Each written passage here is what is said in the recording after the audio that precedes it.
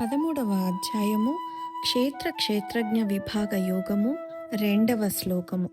క్షేత్రజ్ఞం చాపి మా విద్ధి సర్వక్షేత్రేషు భారత క్షేత్రక్షేత్రజ్ఞయోర్జ్ఞానయ్యత్తజ్ఞానం మతం మమ. తాత్పర్యము: ఓ అర్జున, అన్ని క్షేత్రముల యందున్న క్షేత్రజ్ఞుడను అనగా జీవాత్మను నేనే అని తెలుసుకొనుము.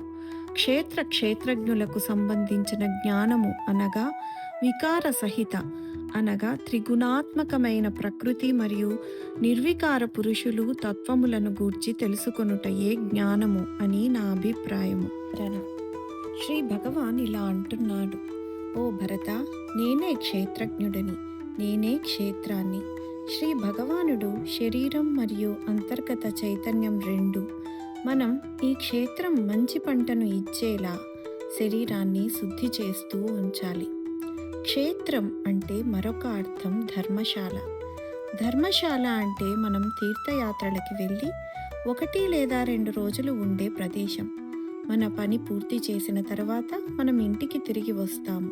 అదేవిధంగా ఆ స్పృహ, ఆ ఆత్మ జీవి ఒక క్షేత్రంగా అనగా ధర్మశాలగా మార్చబడింది. అక్కడ మనం పనికి వెళ్ళి పూర్తయిన తర్వాత మన అసలు స్థానానికి తిరిగి వస్తాం. మనం ఎక్కడికైనా వెళ్తాము, కానీ ఇంటికి తిరిగి రావాలని కోరుకుంటాం. అదేవిధంగా ఈ ఆత్మ కూడా దాని అసలు రూపాన్ని తెలుసుకోవాలని కోరుకుంటుంది. మనలోని ఆ దైవిక అంశం దేవుని నివాసాన్ని చేరుకోవాలని కోరుకుంటుంది. మనల్ని మనం శరీరాలుగా భావిస్తాము. దానిని నమ్మడం ద్వారా దానిని బంధించడానికి ప్రయత్నిస్తాము. 2 మన రూపాలు. శ్రీ భగవాన్ ఇంకా ఇలా అంటున్నారు: నేను మొత్తం క్షేత్రాన్ని మరియు దానిలోని దైవిక అంశాన్ని అనగా దాని ప్రతిబింబం అని. దానినే మనం చైతన్యం అని కూడా పిలుస్తాము.